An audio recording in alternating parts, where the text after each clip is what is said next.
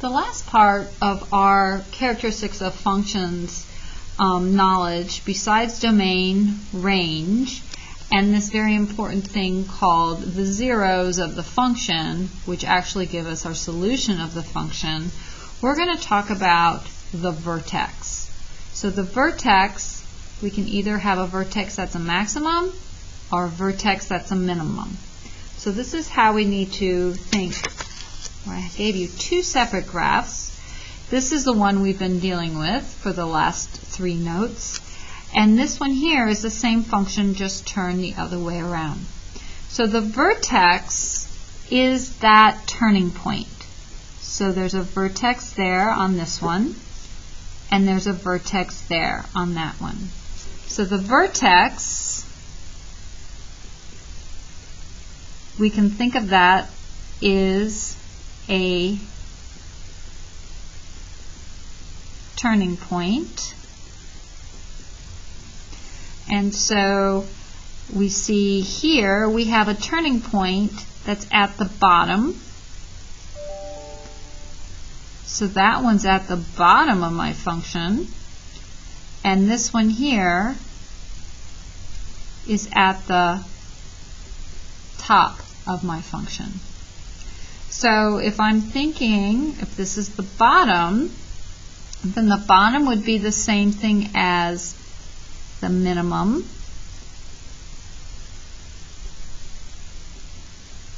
And my top would be the same thing as my maximum. Okay. So when we're looking for minimum and maximum, I'm looking for my outcome, my output. So for my minimum, I want to know what is the value of y at the bottom, and then what value of x makes it so. And for my maximum, I want to know what is my biggest value of y at the very top, and what value of x makes it so. So we're going to write this 2 ways here. So when we talk about minimum, I'm going to say, what is the value of y that is the minimum,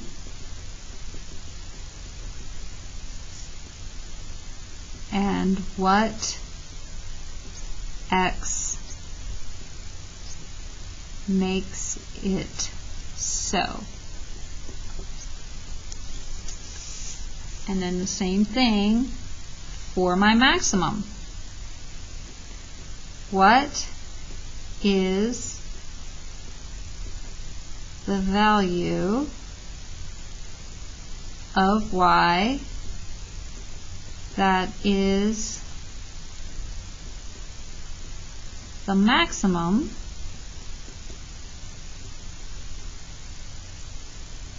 and what x makes it so. Okay, same question, it's just we're dealing with maximum and minimum. So if I look here at this particular example, I would say this is at the bottom. So this means I have a minimum, and I'm going to just abbreviate this min. I have a minimum of, looks like it's -9 at x equals, well, what's the value of x there? 1. For this one here, it's at the top, so I'm going to say I have a maximum of, well, what's my y value? My y value is 9 at x equals 1. Okay? So the only reason why the minimum and the maximum of these are just opposite is because I took the same function and I flipped it. That's the only reason. So this is how you give your answer. You state your y value, and then you state what input makes it so. So when I'm looking at maximum, I want to know the value of y at the top, and the minimum, I want to know the value of y at the bottom. So now you know, now you have all the information you need to find important information from your graph.